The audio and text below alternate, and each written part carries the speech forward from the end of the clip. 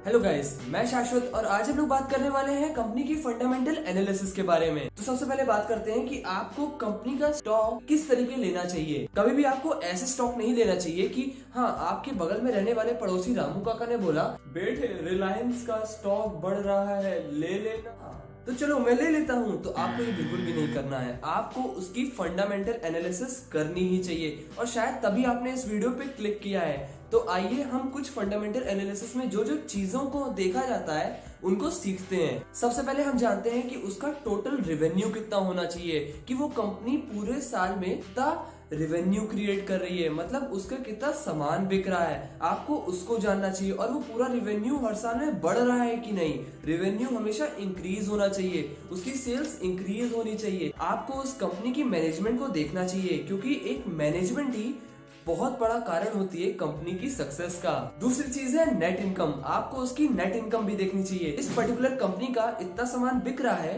तो आपको उसके बाद ये देखना चाहिए कि उसके जो एक्सपेंस हैं उसे हटाने के बाद उसका कितना प्रॉफिट हो रहा है। तो आपको नेट इनकम भी देखनी। तो अब हम बात करते हैं एसेट्स के बारे में। मैं आपको फिर से बता दूं एसेट्स क्या होता है। मैंने आपको पिछली वीडियो में बताया था। तो एसेट्स वो चीजें होती हैं जिनको आप बेच के पैसे कमा सको। तो आपको उस कंपनी के एसेट्स भी देखने चाहिए। एसेट से क्या होगा, अगर आप उस कंपनी के एसेट्स ज्यादा होंगे तो मान लीजिए कभी वो कंपनी लॉस में भी जाती है, कभी उस कंपनी का क्लोजर भी आता है, तो आपको उसके एसेट से पैसे मिल जाएंगे। तो आपको उसके एसेट्स देखने चाहिए कि वो हर साल इंक्रीज कर रहे हो, ना कि डिक्रीज। अब हम बात करने वाले हैं लायबिलिटीज के बारे में। लायबिलिटीज क्या होती हैं? लायबिलिटीज वो चीजें होती हैं कि वो कंपनी कितनी उधार में चल रही है। वो कंपनी हर साल उधार घटाती हुई नजर आनी चाहिए, ना कि बढ़ाती हुई। तो आपको उसकी लायबिलिटीज भी जरूर से चेक करनी चाहिए।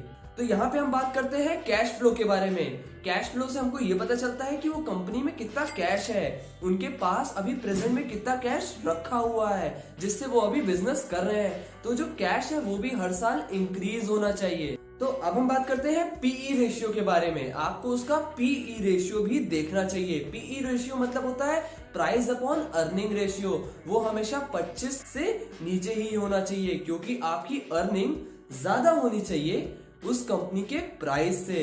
तो आगे बात करते हैं आरओई के बारे में। What is ROE? आरओई मतलब होता है रेट ऑन इक्विटी। इसका मतलब आपका जो स्टॉक है वो कितने रेट से बढ़ रहा है, आपको उसे भी चेक करना चाहिए। At the last but not the least, मैं आपको एक चीज और बताता हूँ कि आपको उनके प्रमोटर्स को देखना चाहिए। मतलब आपको उनके प्रमोटर्स को देखना चाहिए कि वो उस स्टॉक को खरीद रहे हैं कि नहीं। इसका मतलब वो कितना होल्ड कर रहे हैं। अगर वो उस स्टॉक को ज्यादा होल्ड करते हैं ना तो वो उस कंपनी में इंटरेस्टेड है। और अगर जब तक आपका प्रमोटर्स ही उसमें इंटरेस्टेड नहीं होंगे तो आपका वो बिजनेस अच्छा कैसे होगा। आपको ध्यान रखना चाहिए कि प्रमोटर्स भी उसे होल्ड कर रहे हो। अगर आपको ऐसी ही वीडियो चाहिए तो आप इस चैनल को सब्सक्राइब कर सकते हो। और हाँ, अगर आपको वीडियो से थोड़ी सी भी नॉलेज मिली हो ना तो इस वीडियो को लाइक कर सकते हो।